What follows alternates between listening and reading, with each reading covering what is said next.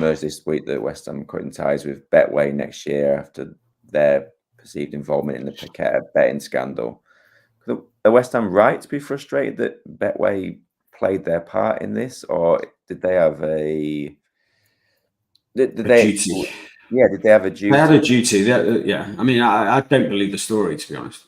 I don't believe that the reason that they are cutting ties with Betway is because Betway fulfilled their duties from a betting perspective to disclose the movements that they saw. So I think it's quite possible that, I think it's likely that they were going to find a new sponsor anyway. We know that betting sponsors are going to be banned anyway from not the end of this season that we're just going into, but the end of the season after. So we know that all those clubs are going to have to find new partners. So this was probably just good timing. I mean, Betway have just gone on board with City, so I don't think Betway will be overly concerned about those changes. They've gone on board with City as the betting partner. But everybody's going to have to find different revenues away from betting quite quickly. So we'll see about that. But I'm not sure what they could have done in terms of Paqueta. I mean, they have obligations to the wider industry and to the regulator to disclose those sorts of movements. And this is one of those things.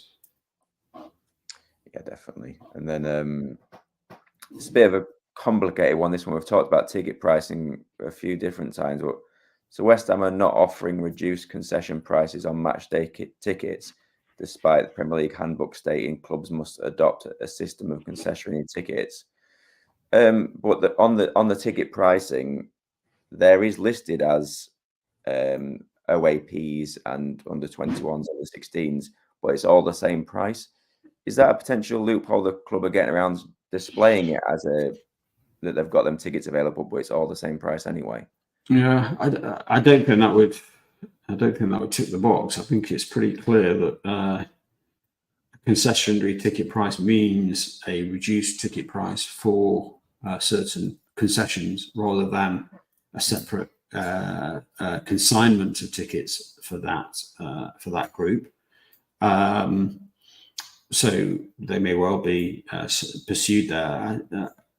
I think it's likely that the way that they get around it will be in respect of season tickets and potentially certain parts of the ground that do have concessionary ticket prices. Haven't checked in detail, but presumably Family Stand and this sort of area within the stadium would tick that box, even if it's not ticked in respect of every game and general admission tickets.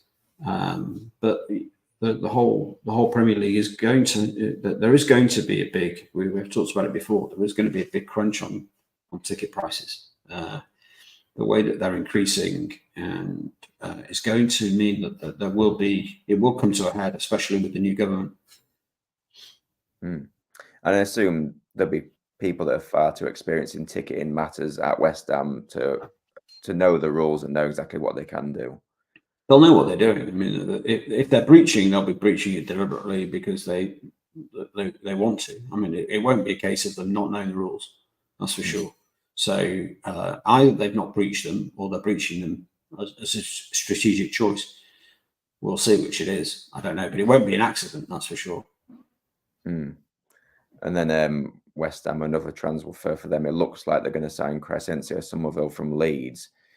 Do you think that sale for Leeds is necessary to help their financial situation and maybe cashing on him now to give them a big boost for their finances and maybe get a bit more money for the transfer budget? Yeah, so it's quite difficult to model out Leeds because we don't have what their costs were for last season yet. We won't know that until probably early next year, actually. But we know that they probably would have breached PSR had they not sold Gray at the death of the window. I think it's likely that without promotion, that their cost base needs them to sell players to meet PSR.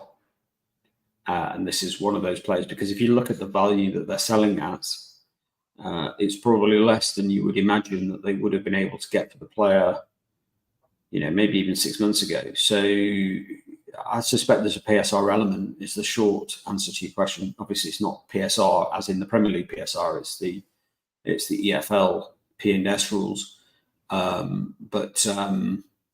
Yeah, I think there will be an element of that. But also they've got to look at how they can also invest in the side to get themselves back in the Premier League, because we know that the new Leeds owners have got big ambitions. But the thing that they can't do and they can't risk really is some very big points deduction in the EFL next season. That would be disastrous for them, because they want to get back into the Premier League as soon as possible, and won't want to risk falling, let's say, from a promotion place into a playoff place, or even from a playoff place out of the playoffs completely. So you can understand them taking a view that they're not going to take any risks in relation to P&S, and therefore would rather sell players. But the fee looks, probably, as I say, less than we possibly would have thought. Yeah, definitely.